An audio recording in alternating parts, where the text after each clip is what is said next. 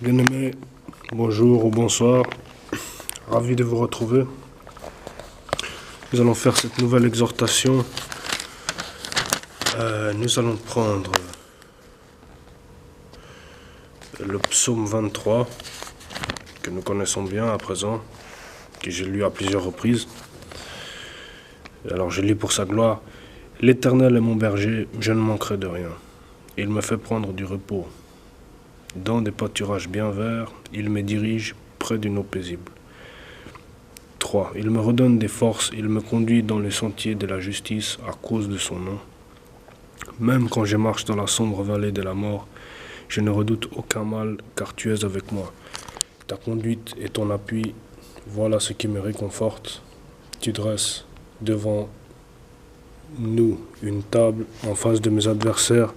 Tu verses de l'huile sur ma tête et tu fais déborder ma coupe. Oui, le bonheur et la grâce m'accompagneront tous les jours de ma vie, et je reviendrai dans la maison de l'Éternel jusqu'à la fin de mes jours. Je vais voir là s'il y a une autre version, parce que au verset 3 il dit « Il me redonne des forces », mais je crois que j'ai une autre version ici. Je lis dans une autre version. Je crois que c'est la Louis II. « L'Éternel est mon berger et je ne manquerai de rien. Il me fait reposer dans des verts pâturages. Il me dirige près des eaux paisibles. Il restaure mon âme. Il me conduit dans les sentiers de la justice à cause de son nom. Quand je marche dans la vallée de l'ombre et de la mort, je ne crains aucun mal, car tu es avec moi. Ta houlette et ton bâton me rassurent. Tu dresses devant moi une table en face de mes adversaires. Tu oins d'huile ma tête et ma coupe déborde. Oui, le bonheur et la grâce m'accompagneront tous les jours de ma vie, et j'habiterai dans la maison de l'Éternel jusqu'à la fin de mes jours. Amen. Donc on a déjà vu ce psaume, comme je l'ai dit, et il est très puissant avec le Saint-Esprit. Si on suit ce que dit de nous faire Dieu, si on fait ce que Dieu nous demande de faire, alors ce psaume nous assure des promesses extraordinaires. Il dit, quand je marche dans la vallée, verset 4, de l'ombre de la mort, je ne redoute aucun mal, car tu es avec moi. Dieu est avec moi. Ta conduite et ton appui, voilà ce qui me réconforte. Donc, on est rassuré même dans la vallée de l'ombre de la mort. C'est extraordinaire. Prenons Luc, l'évangile de Luc, au chapitre 1er. Luc chapitre 1, et nous allons lire à partir du verset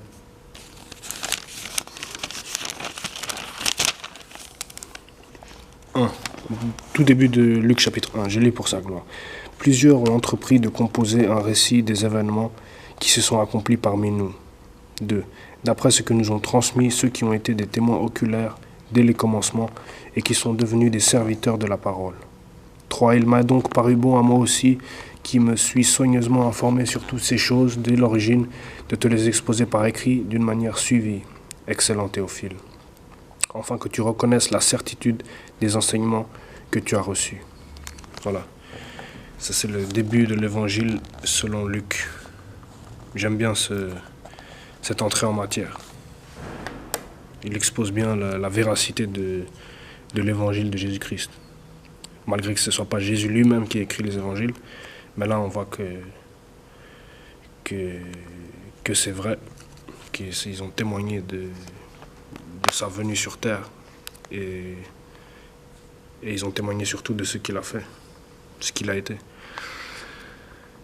Nous allons prendre à présent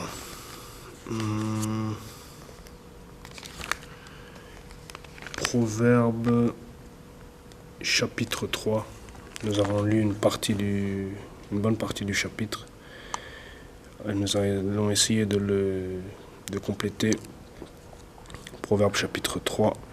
Le titre de ce chapitre, c'est « La sagesse récompense ». Et je vais lire pour sa gloire.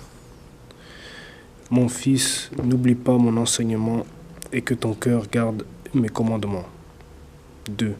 Car ils prolongeront la durée de tes jours, les années de ta vie, et ils augmenteront ta paix. 3. Que la bonté et la vérité ne t'abandonnent pas. Attache-les à ton cou, écris-les sur la table de ton cœur. 4. Tu trouveras ainsi grâce et bon sens aux yeux de Dieu et des hommes.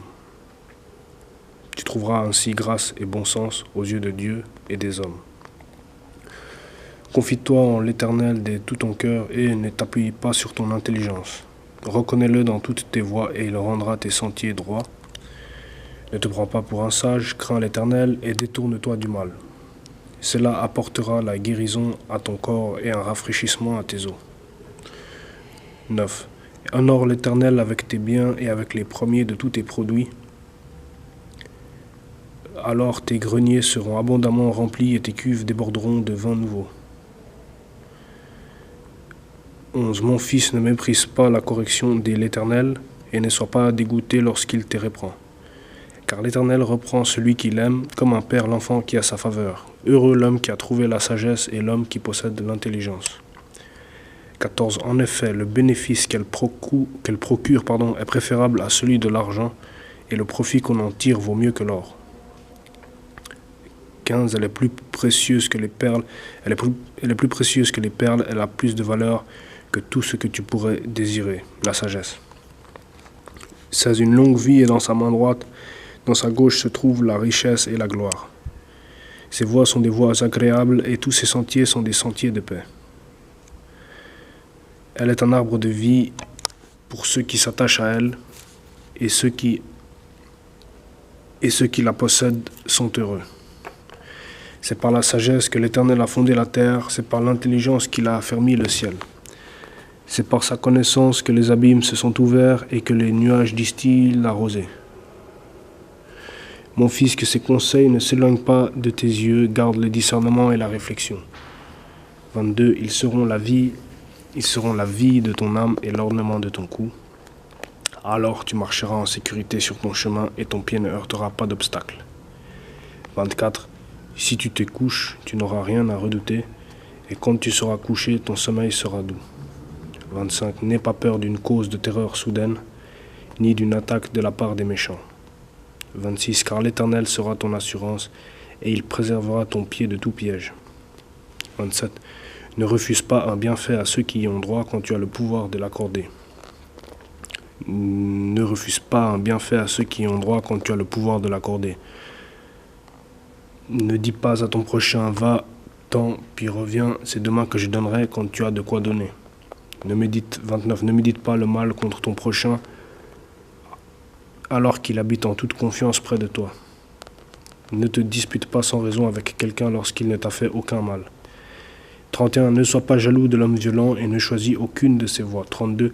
Car l'Éternel a horreur de l'homme perverti, mais il est un ami pour les hommes droits. La malédiction de l'Éternel frappe la maison du méchant, mais il bénit le domaine des justes. Il se moque des moqueurs, mais il fait grâce aux humbles. Les sages hériteront de la gloire, mais les hommes stupides récolteront le déshonneur. Amen.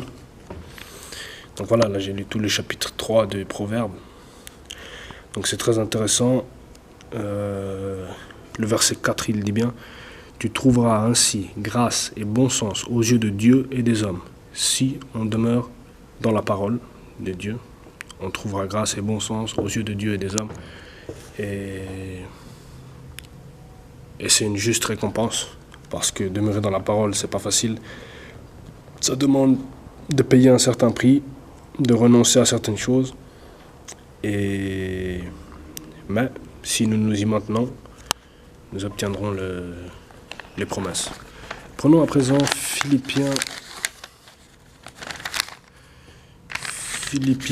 chapitre 4.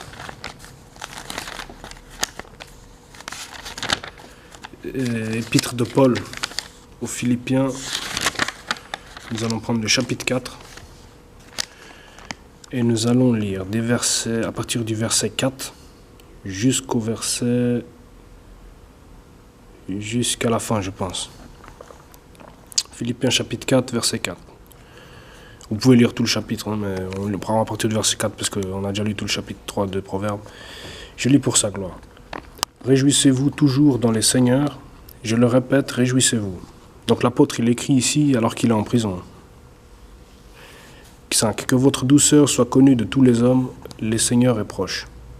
Ne vous inquiétez de rien, mais en toute chose faites connaître vos besoins à Dieu par des prières et des supplications dans une attitude de reconnaissance. Et la paix de Dieu qui dépasse tout ce que l'on peut comprendre gardera votre cœur et vos pensées en Jésus-Christ. Enfin, frères et sœurs, portez vos pensées sur tout ce qui est vrai, tout ce qui est honorable, tout ce qui est juste, tout ce qui est pur, tout ce qui est digne d'être aimé, tout ce qui mérite l'approbation, ce qui est synonyme des qualités morales et ce qui est digne des louanges. 9. Ce que vous avez appris, reçu et entendu de moi, ce que vous avez vu en moi, mettez-le en pratique, et le Dieu de la paix sera avec vous. J'ai éprouvé une grande joie dans le Seigneur de ce que vous avez enfin pu renouveler l'expression de votre intérêt pour moi. Si vous avez la Bible, prenez-la, lisez en même temps que moi. Vous y pensiez bien, mais l'occasion vous manquait. 11. Ce n'est pas à cause de mes besoins que j'ai dit cela, car j'ai appris à être satisfait de ma situation. 12. Je sais vivre dans la pauvreté et je sais vivre dans l'abondance. Partout et en toutes circonstances, j'ai appris à être rassasié et à avoir faim, à être dans l'abondance et à être dans le besoin. 13. Je peux tout par celui qui me fortifie, Christ. Cependant, vous avez bien fait de prendre part à ma détresse. 15. Vous le savez vous-même, Philippiens, au début de la prédication de l'Évangile, lorsque j'ai quitté la Macédoine, aucune église n'a pris part avec moi à un tel échange de contributions. Vous avez été les seuls à le faire. Bon, là, après, il y a les salutations et tout, c'est pas... On s'arrête là.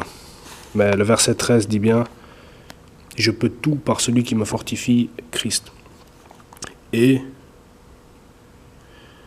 le verset 4 « Réjouissez-vous toujours dans le Seigneur. » Je le répète, réjouissez-vous. Donc, s'il a réussi à le faire alors qu'il était en prison, n'importe quel chrétien devrait être en mesure de s'en sortir, de se réjouir, malgré les circonstances difficiles, malgré... Je ne connais pas votre situation, mais l'apôtre Paul nous dit bien ici, Philippiens chapitre 4, verset 4, « Réjouissez-vous toujours dans le Seigneur. » Je le répète, réjouissez-vous. Même s'il n'y a pas de motif de se réjouir, réjouissons-nous. De motif apparent, réjouissons-nous. Donc voilà.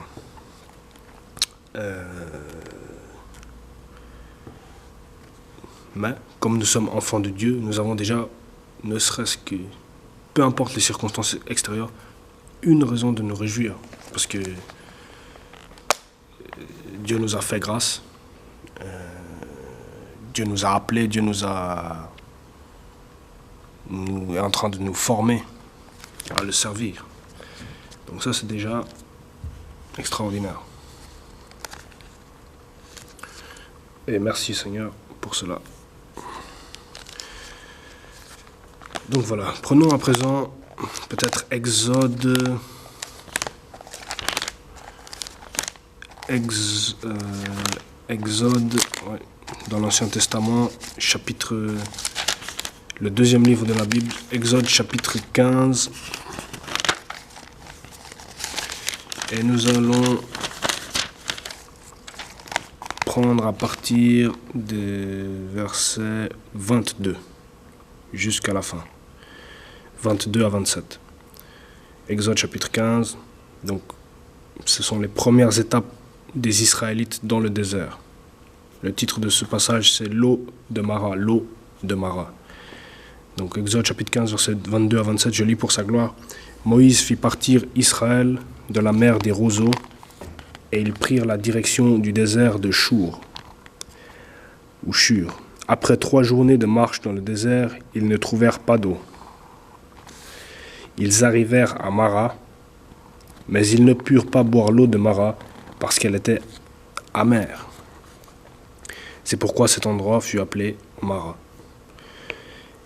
24. Le peuple murmura contre Moïse en disant « Que boirons-nous » 25. Moïse cria à l'Éternel et l'Éternel lui indiqua un morceau de bois qu'il jeta dans l'eau qu'il jeta dans l'eau et l'eau devint douce. Ce fut là que l'Éternel donna au peuple des prescriptions et des règles, et ce fut là qu'il le mit à l'épreuve. 26, il dit, si tu écoutes attentivement l'Éternel, ton Dieu, si tu fais ce qui est droit à ses yeux, si tu prêtes l'oreille à ses commandements, et si tu obéis à toutes ses prescriptions, je ne te frapperai d'aucune des maladies dont j'ai frappé les Égyptiens, car je suis l'Éternel, celui qui te guérit. Amen. Car je suis l'Éternel, celui qui te guérit.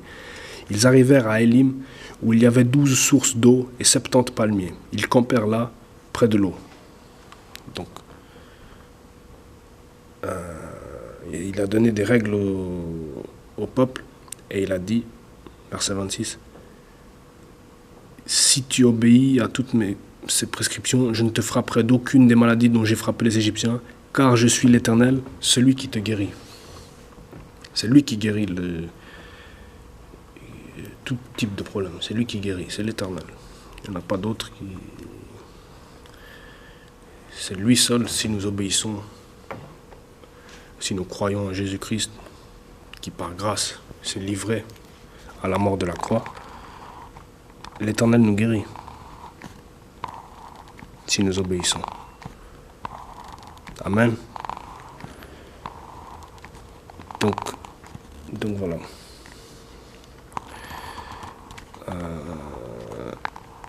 Shakarabase kindeledoso, sekilabasa karabaso. Langue sekindalado kundalados. Prenons à présent Hébreux chapitre 12.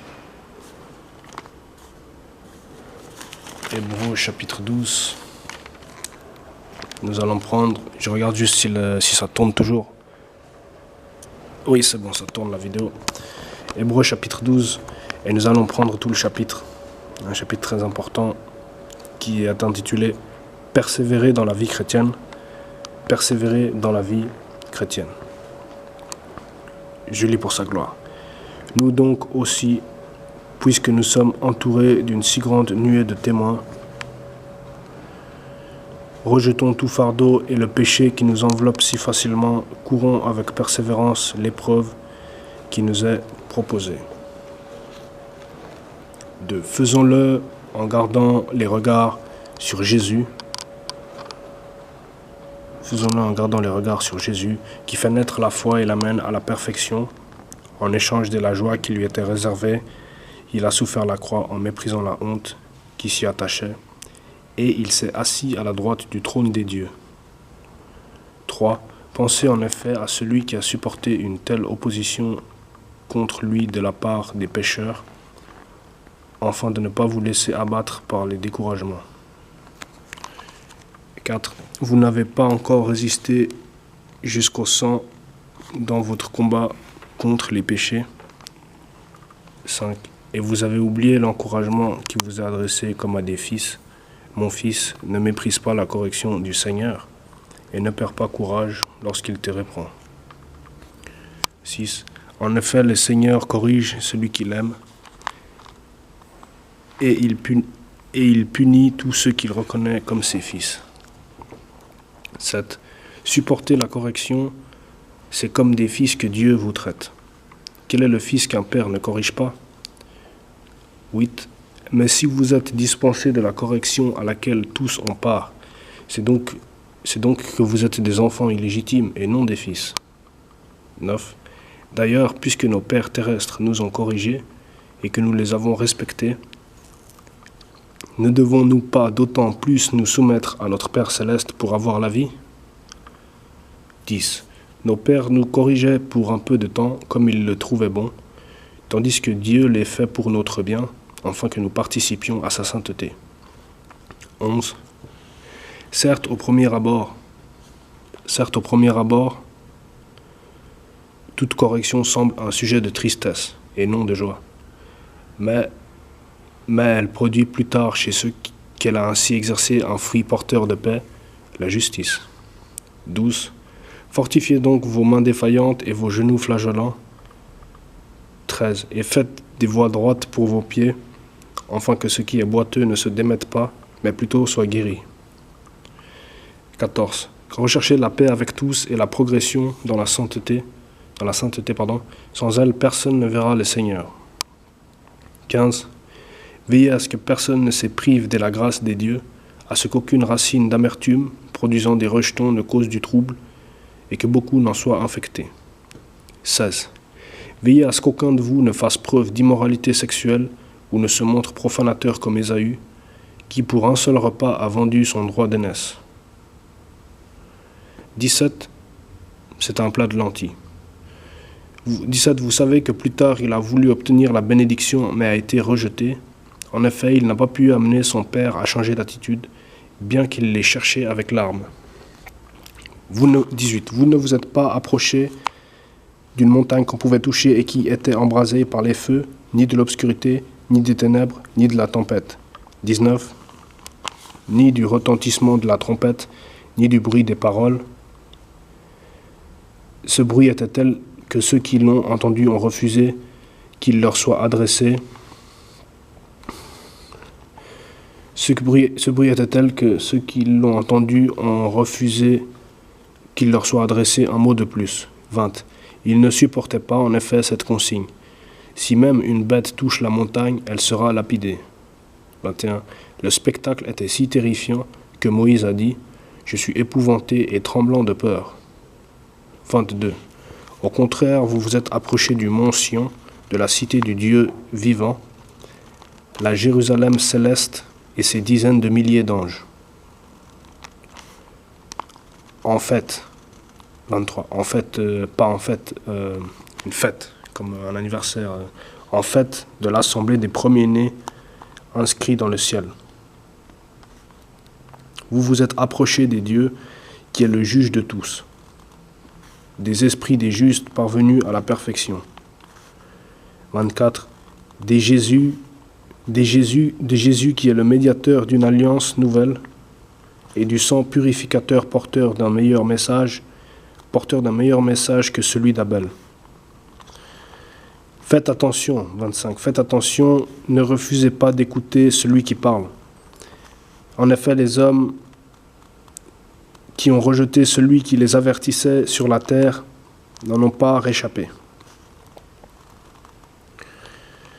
Combien moins échapperons-nous si nous nous détournons de celui qui parle du haut du ciel? 26. Lui dont la voix avait alors ébranlé la terre, il a maintenant fait cette promesse. Une fois encore, je fais trembler non seulement la terre, mais aussi le ciel.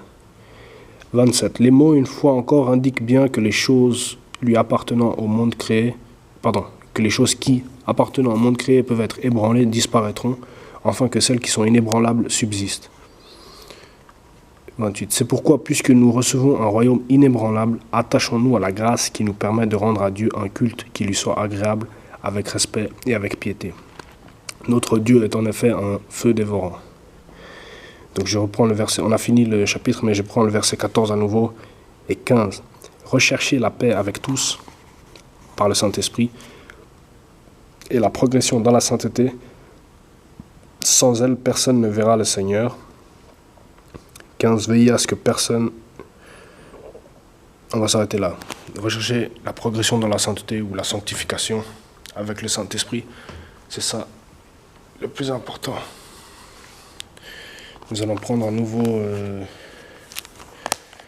le psaume 23.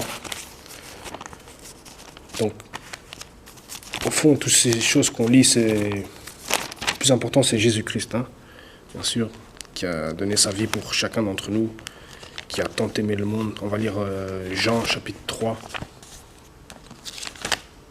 le verset 16.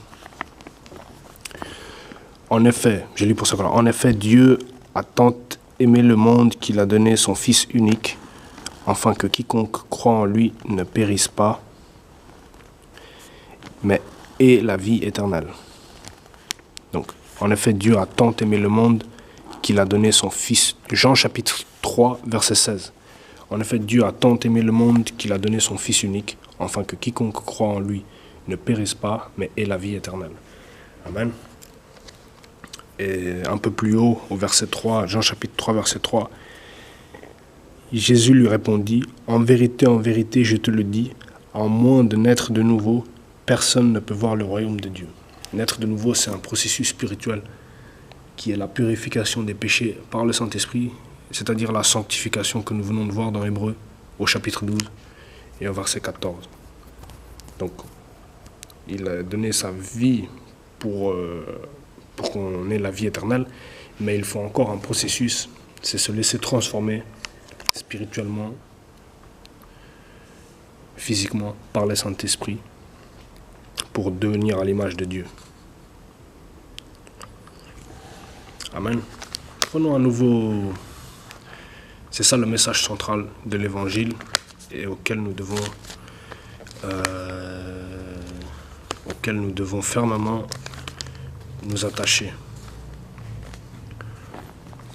Donc, psaume 23, nous reprenons les versets 4 et 5, 4 jusqu'à la fin. Je lis pour sa gloire. Même quand je marche, on va même prendre à partir de 3. Il me redonne des forces, il me conduit dans les sentiers de la justice à cause de son nom. 4. Même quand je marche dans la sombre vallée de la mort, je ne redoute aucun mal, car tu es avec moi. Ta conduite et ton appui, voilà ce qui me réconforte. 5. Tu dresses une table devant moi, en face de mes adversaires. Tu verses de l'huile sur ma tête et tu fais déborder ma coupe. Oui, le bonheur et la grâce m'accompagneront tous les jours de ma vie, et je reviendrai dans la maison de l'Éternel jusqu'à la fin de mes jours. Amen. Donc voilà, c'était le message d'aujourd'hui. J'espère que ça nous a bénis. Et à la prochaine. Ciao.